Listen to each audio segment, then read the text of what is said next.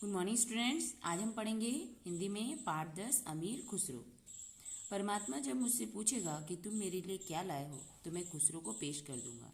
ये उद्गार प्रसिद्ध संत हजरत निजामुद्दीन औलिया ने के अपने शिष्य के प्रति थे। गुरु कहा करते थे, अगर कब्र में 2 लोगों को दफन किया जाए तो मैं चाहता हूँ कि खुसरो को मेरे साथ ही दफन किया जाए। ऐसी आत्मीय गुरु कृपा के पात्र थे कौन? अमीर खुसरो। अमीर खुसरो का परिवार तुर्की देश से आकर भारत में बसा था। इनका जन्म ईस्वी सन 1253 में दिल्ली के पास पटियाली ग्राम में हुआ था। इनके बचपन का नाम अबुल हसन यामिनुद्दीन था। ये बचपन से ही विवेकशील थे, साथ ही स्वभाव से अत्यंत सुशील, कुशाग्र व मेधावी थे। खुसरो के पिता एक जागीरदार थे। उनका कई दरबारों से संपर्क था। वे अनेक बादशाहों के विश्वास पात्र थे। पिता की मृत्यु के बाद खुसरो अपने नाना के घर दिल्ली आ गए। यही वे अपने गुरु के संपर्क में आए। उनके गुरु निजामुद्दीन औलिया एक सूफी संत थे। उनका विश्वास था कि ईश्वर को अलौकिक प्रेम से ही प्राप्त किया जा सकता है। खुसरो भी इसी मत के अनुयायी बन गए। इनकी आध्यात्मिक रुचि, व्यवहार व रचना प्रवृत्ति को देखकर गुरु को बड़ा गर्व होता था। खुसरो ने लोक भाषा में काव्य रचा। यही लोक भाषा आगे चलकर साहित्यिक उर्दू के रूप में विकसित हुई। उनके काव्य की सरलता ने लोगों को प्रभावित किया। उन्होंने रहस्य भरी मनोरंजक बातें पहेलियों के द्वारा प्रस्तुत की। एक नार ने अचरज किया, सांप मार पिंजरे में दिया, ज्यो ज्यो सांप ताल को खाए, सूखे ताल सांप मरी जाए। तो इसका उत्तर क्या है इस पहेली का? दीपक, बाती और तेल। मुकरियों में उन्होंने एक वस्तु की बात करते हुए मुकर कर दूसरी वस्तु को बताने का अनूठा प्रयोग किया। ऐसी उनकी एक मुकरी है, वह आवे तो शादी होए, उस बिन दूजा कोई ना होए, मीठे लागे बाके बोल, क्यों सखी साजन ना सखी ढोल। उन्होंने मन को छू लेने वाले गीत भी लिखे, जिनमें बसंत गीत व बाबुल गीत प्रसिद्ध हैं। अमीर खुसरो पर भारतीय संस्कारों का बहुत प्रभाव था। ननिहाल के वातावरण से उन्होंने धार्मिक समन्वय सीखा। वे एक महान संत, कवि, दरबारी व दार्शनिक थे। उन्होंने वेदांत, बौद्ध व इस्लाम दर्शनों को अपनी रचनाओं में सहज रूप से समाहित किया था। खुसरो के काव्य में मधुरता व कसक रहती थी।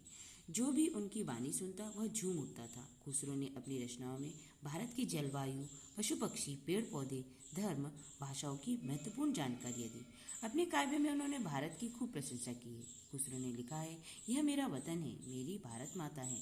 उनका जीवन धर्मनिरपेक्षता, देश प्रेम व इंसानी बराबरी का एक अच्छा उदाहरण है। तभी तो उनकी शिक्षा ये लोगों को जोड़ती हैं। वे हमें एक सच्चे हिंदुस्तानी की तरह रहना सिखाती हैं।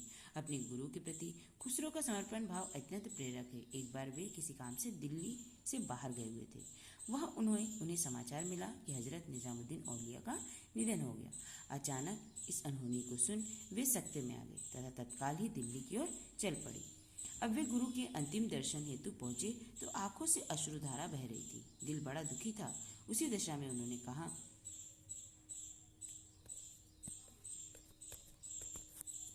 गौरी सोवे सेज पर मुख पर डारे केस, चल खुसरो अब घर अपने, रैन भई चहुदेस।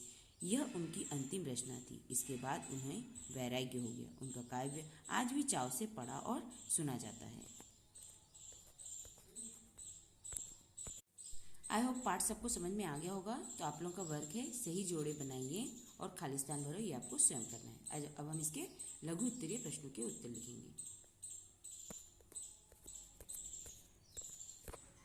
पहला प्रश्न है, अमीर खुसरो का जन्म कब और कहाँ हुआ था? तो उत्तर होगा, अमीर खुसरो का जन्म ईस्वी सन 1253 में दिल्ली के पास पटियाली ग्राम में हुआ था। अगला प्रश्न है, खुसरो के गुरु कौन थे? तो खुसरो के गुरु निजामुद्दीन औलिया थे। अगला प्रश्न है, अमीर खुसरो के मन को छूने वाले गीत कौन से हैं? तो उत्तर है, अमीर खुसरो के मन को छूने वाले गीत बसंत गीत व बाबुल गीत हैं। अगला प्रश्न है, अमीर खुसरो को वैराग्य कब हुआ? तो उत्तर है, अमीर खुसरो को अपने गुरु की मृत्यु के बाद वैराग्य हो गया। अगला प्रश्न है, सूफी मत के अनुसार ईश्वर प्राप्ति का क्या मार्ग है? तो उत्तर है, सूफी मत के अनुसार ईश्वर को अलौकिक प्रेम से ही प्राप्त किया जा सकता है। अब हम लघु उत्तरीय प्रश्न के उत्तर लिखेंगे। अ नंबर का प्रश्न है, खुसरो की कृतियां हमें क्या शिक्षा देती है? तो उत्तर है, खुसरो की कृतियों से हमें धर्मनिरपेक्षता, देश प्रेम, समानता की शिक्षा मिलती है। खुसरो की कृतियां मनुष्यों को जोड़ती है, तोड़ती नहीं। अगला प्रश्न है, भारत देश की प्रशंसा अमीर खुसरो ने किस रूप में करते हैं? उत्तर है, अमीर खुसरो ने भारत देश की खूब प्रशंसा की है। वे कहते हैं भारत प्रेम देश, भारत मेरा देश है। उन्होंने भारत की जलवायु, पशु पक्षी, पेड़ पौधे, धर्म और भाषाओं की महत्वपूर्ण जानकारियाँ दी। अगला प्रश्न क्या है? खुसरो की रचनाओं में कौन कौन से दर्शन समाहित हैं? तो उत्तर है खुसरो की रचनाओं में वेदांत, बौद्ध और इस्लाम दर्शन समाहित हैं। अनेक काव्यों में मधुरता, उनके काव्य में मधुरता और कसक भरी है। तो इन सभी प्रश्नों के उत्तरों को आपको अपने हिंदी की कॉपी में लिखना है और इन्हें याद भी करना है। Have a nice day.